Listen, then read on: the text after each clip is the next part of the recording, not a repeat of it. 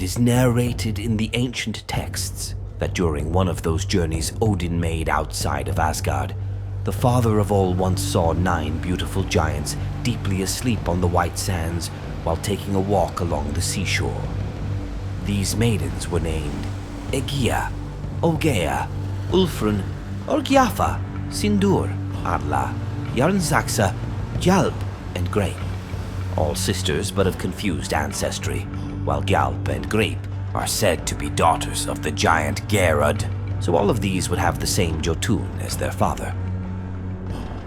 Skalds claim that these are other names for the 9 daughters of Aegir and Ran, sea gods and powers.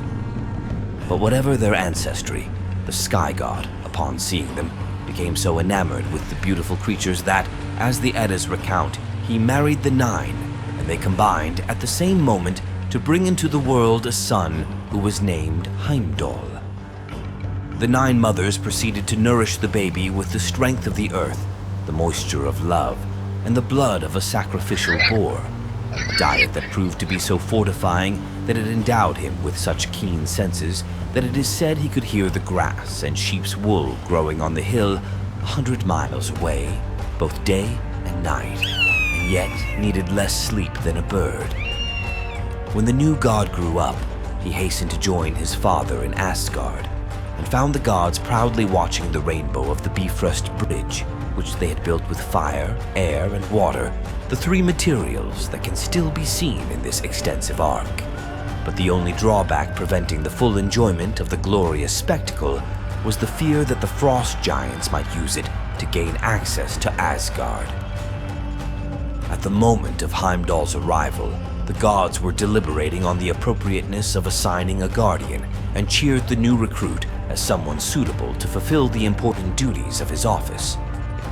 Heimdall joyfully agreed to take on the responsibility, and thereafter watched day and night over the rainbow path leading into Asgard.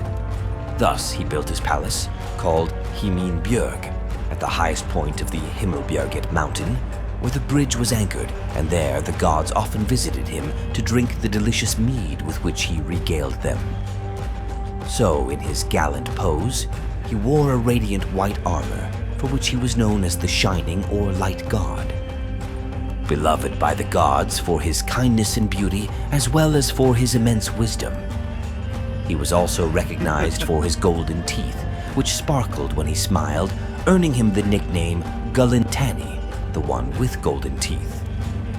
Heimdall was also provided with a gleaming sword called Hufud, meaning man's head or Heimdall's head, the glorious horse Gulltop, and an extraordinary horn called Gjallarhorn, which hung from a branch of Yggdrasil or was submerged in the waters of Mimir.